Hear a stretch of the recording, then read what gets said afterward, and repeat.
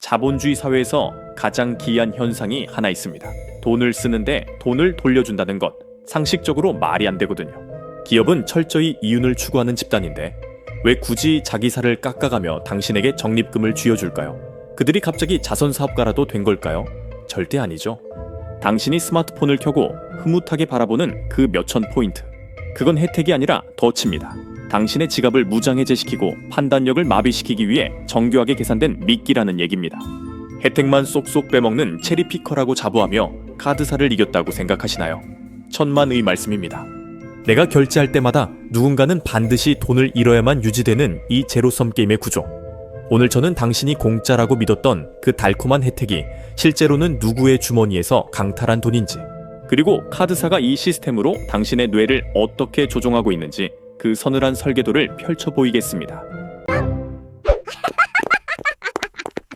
우리가 흔히 착각하는 게 하나 있습니다. 포인트 적립이나 카드 혜택을 마치 하늘에서 떨어진 공돈이나 예금 이자처럼 생각한다는 겁니다. 연말 정산 때 환급받는 세금처럼 당연히 받아야 할 권리라고 믿고 있죠. 카드사 앱을 켜서 쌓여있는 포인트를 볼 때마다 왠지 모를 뿌듯함을 느끼지 않습니까? 내가 이만큼 알뜰하게 살았구나. 내가 이만큼 스마트한 소비자구나 하는 자기 위한 말입니다. 하지만 냉정하게 계상이 한번 두드려 봅시다. 그 포인트가 정말 당신의 이득일까요? 2000포인트를 얻기 위해 당신이 지불한 원금 20만 원은 까맣게 잊어버린 채 말입니다.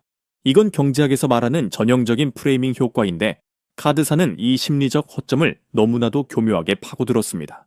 지금 당장 당신의 어젯밤을 떠올려 보세요. 퇴근 후 지친 몸을 소파에 뉘고 습관적으로 배달 앱을 켰을 때입니다. 딱히 치킨이 먹고 싶었던 건 아닙니다.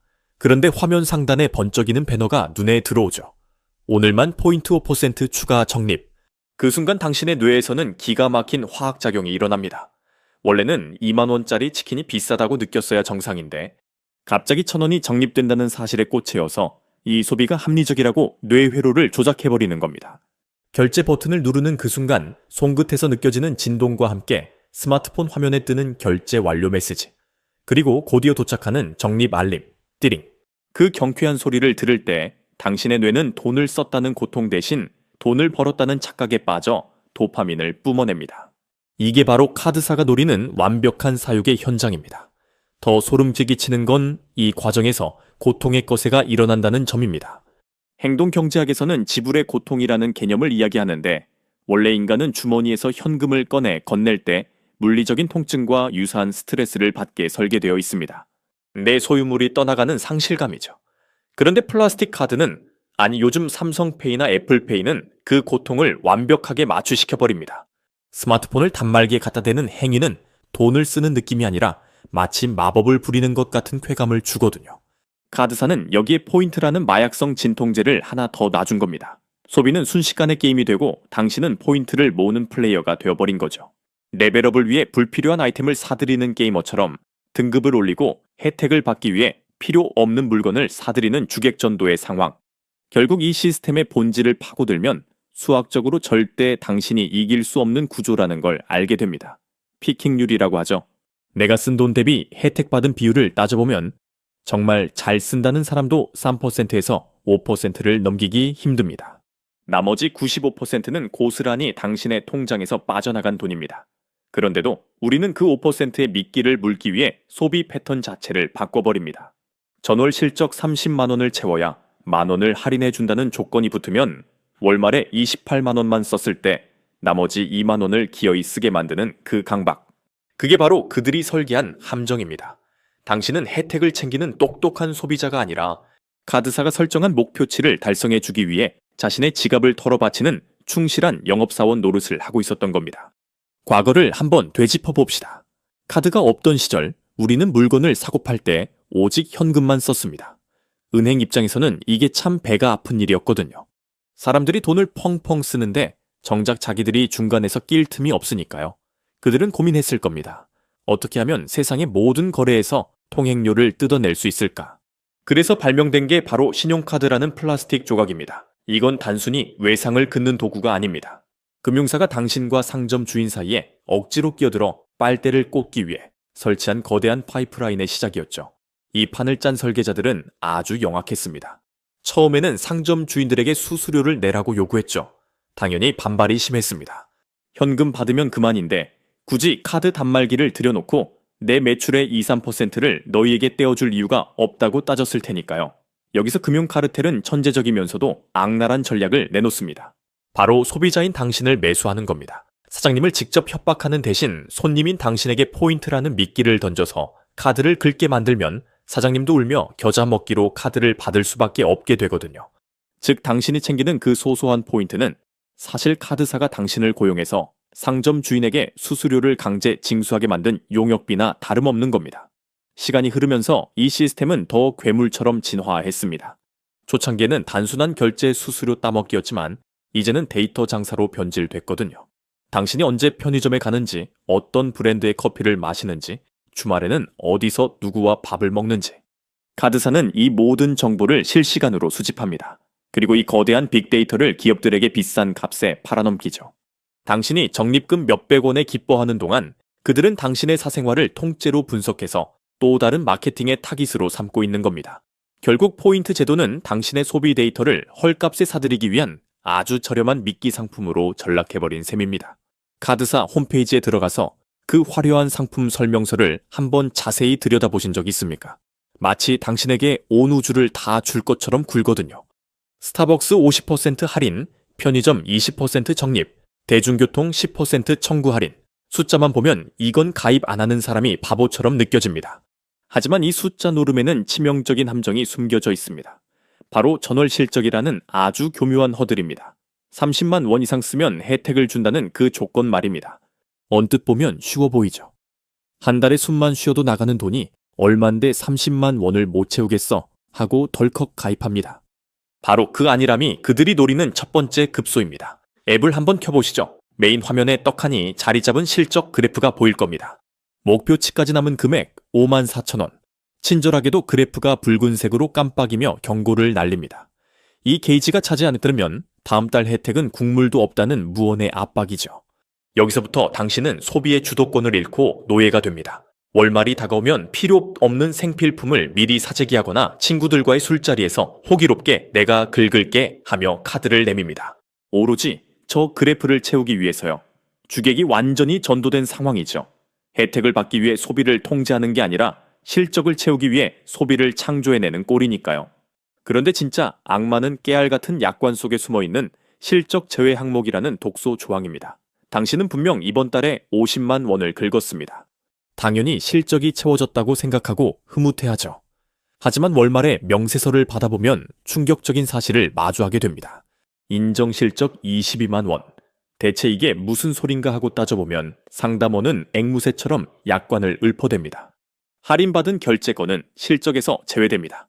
무이자 할부도 제외고요. 세금 낸 것도 제외, 상품권 산 것도 제외입니다. 이게 무슨 말장난입니까? 혜택을 받으려고 쓴 돈은 실적으로 안 쳐주겠다는 겁니다. 결국 당신은 혜택을 받지 못하는, 그러니까 카드사 입장에서 마진율이 높은 생돈을 30만 원 이상 써야만 비로소 쥐꼬리만한 혜택을 받을 자격을 얻는 겁니다. 여기서 끝이 아닙니다. 산 넘어 산이라고 더 잔인한 수학적 장치가 기다리고 있거든요. 바로 통합 할인 한도라는 천장입니다. 카드사는 절대 손해보는 장사를 하지 않습니다. 당신이 아무리 머리를 굴려 혜택을 쪽쪽 빨아먹으려 해도 그들은 월 최대 혜택 한도를 10,000원에서 20,000원 정도로 딱 잘라버립니다. 예를 들어볼까요? 5% 할인해주는 카드로 100만 원을 긁으면 5만 원을 깎아줘야 맞죠. 하지만 통합 할인 한도가 10,000원이라면 당신은 그냥 10,000원만 할인받는 겁니다. 그럼 실제 할인율은 5%가 아니라 1%로 곤두박질 치는 거죠. 마케팅할 때는 대문짝만하게 5%라고 써붙여놓고 정작 줄 때는 깨알 같은 글씨로 적힌 한도 규정을 들이미는 겁니다. 이게 바로 하우스 엣지입니다. 카지노에서 딜러가 무조건 이길 수밖에 없도록 설계된 확률 우위처럼 카드 설계도 마찬가지입니다. 당신이 아무리 혜택을 찾아다니며 체리피킹을 해도 연회비 내고 실적 채우느라 쓴 헛돈, 그리고 할인 한도에 걸려 잘려나간 혜택을 계산해보면 결국 승자는 언제나 카드사입니다. 당신은 그저 5%라는 허상에 홀려 열심히 바퀴를 굴리는 다람쥐였을 뿐이고 그 바퀴를 돌리는 힘으로 카드사 직원들의 월급과 주주들의 배당금을 채워주고 있었던 겁니다. 이제 이 거대한 시스템의 엔진룸을 열어볼 차례입니다. 겉으로 보기엔 카드사가 연회비 몇만 원 받고 수수료 조금 떼어가는 걸로 먹고 사는 것 같죠. 하지만 그건 빙산의 일각입니다. 진짜 수익 모델은 물밑에 숨겨진 리볼빙과 카드론이라는 늪에 있습니다. 그들이 왜 그렇게 포인트 퍼주면서 카드를 만들라고 애원할까요? 당신을 빚쟁이로 만들기 위한 입구이기 때문입니다.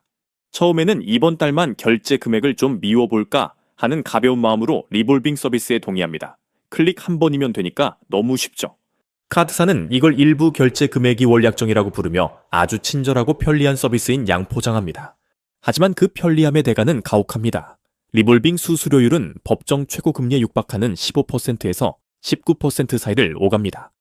이게 얼마나 무시무시한 수치냐면 당신이 은행 예금으로 이만큼 이자를 받으려면 10년은 좋게 걸릴 돈이라는 얘기입니다. 당신이 갚지 않고 미룬 카드값은 매달 복리로 불어나 눈덩이가 됩니다. 처음엔 50만 원이었던 빚은 깜짝할 새 100만 원, 200만 원으로 증식하죠. 카드사는 이 고금리 이자 장사로 막대한 수익을 올립니다. 당신이 포인트 몇천 원에 목매는 동안 그들은 당신의 연체이자로 빌딩을 올리고 있는 겁니다. 돈의 흐름을 한번 추적해볼까요? 카드사는 채권 시장에서 아주 싼 이자로 돈을 빌려옵니다. 신용등급이 빵빵한 금융기관이니까요. 기껏해야 2, 3% 금리로 돈을 끌어오죠. 그리고 그 돈을 당신에게 카드론이나 리볼빙이라는 이름으로 빌려줍니다.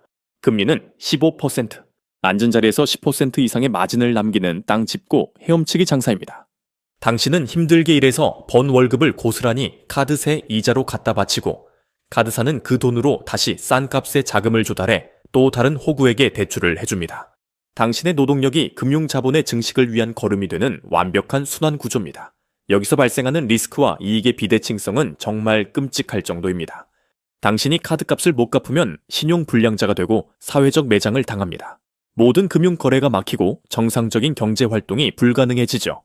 개인의 인생이 나락으로 떨어지는 겁니다. 반면 카드사는 어떻습니까? 당신 한 명이 망가져도 시스템은 끄떡없습니다. 수백만 명의 다른 사용자들이 내는 이자가 그 손실을 메우고도 남으니까요. 오히려 연체료까지 챙기며 뼛속까지 빨아먹습니다. 당신은 인생을 걸고 도박을 하는데 하우스 주인은 전혀 손해볼 게 없는 게임. 이게 바로 그들이 설계한 금융 시스템의 진짜 얼굴입니다. 이 소름 돋는 설계가 단순히 당신의 지갑을 노리는 몇몇 카드사만의 일탈이라고 생각하시나요?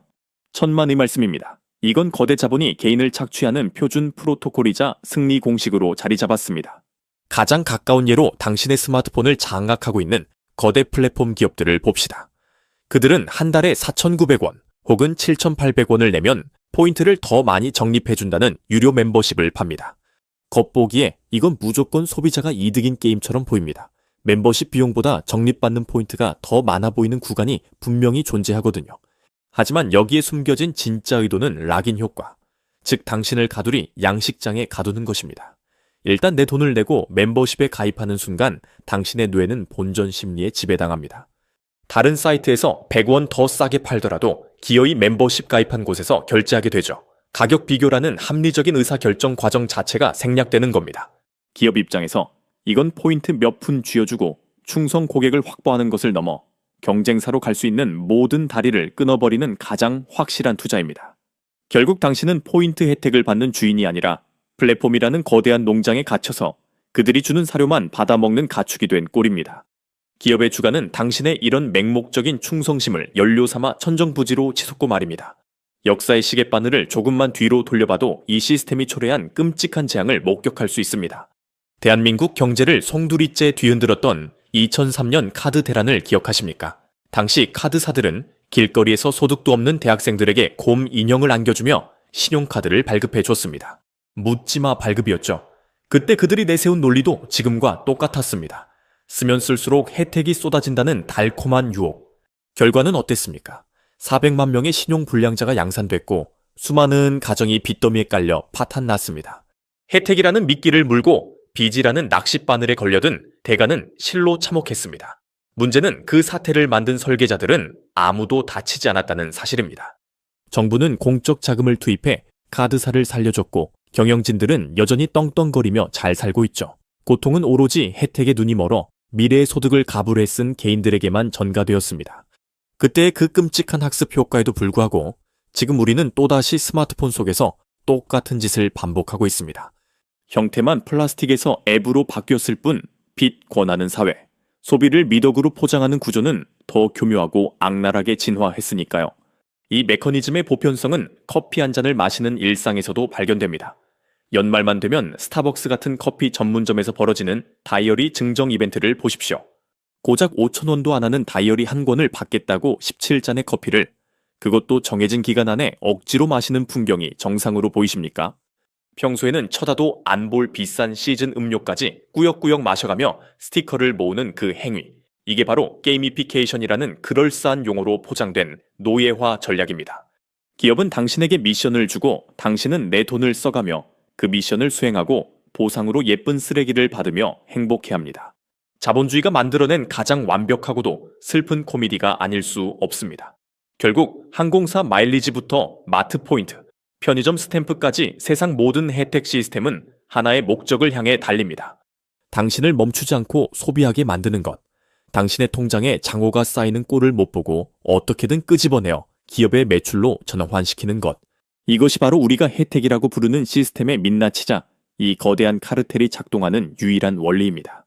자, 이제 이 비정한 설계도가 한눈에 들어오십니까? 당신이 카드사 앱을 켜고 뿌듯해하던 그 순간에도 시스템은 당신을 고객이 아니라 채굴 대상으로 분류하고 있었습니다. 우리가 혜택이라고 믿었던 모든 것들은 사실 당신의 미래 소득을 현재로 당겨와 착취하기 위해 뿌려둔 밑밥이었습니다. 당신이 열심히 모은 포인트는 당신이 지불한 막대한 수수료와 이자의 부스러기에 불과합니다. 결국 이 판은 당신이 아무리 머리를 굴려도 설계자가 이길 수밖에 없는 카지노와 다를 게 없습니다. 이 지옥 같은 게임에서 생존하는 방법은 아주 심플합니다. 그들이 만든 룰을 철저히 무시하는 겁니다. 카드사가 정해놓은 등급에 목숨 걸지 마십시오. VIP가 된다는 건 그들에게 가장 많이 털린 호구라는 인증마크를 다는 것과 같습니다. 전월 실적 30만 원을 채우기 위해 2만 원짜리 쓰레기를 사는 짓을 당장 멈춰야 합니다. 할인 한도 따위 신경 끄고 오직 필요한 물건만 필요한 순간에 사는 것. 그 예측 불가능하고 통제되지 않는 소비 패턴이야말로 그들이 가장 두려워하는 것입니다. 가장 중요한 건 고통의 감각을 되찾는 일입니다. 가능하면 체크카드를 쓰거나 현금을 써서 돈이 빠져나가는 그 쓰라린 통증을 직접 느끼십시오.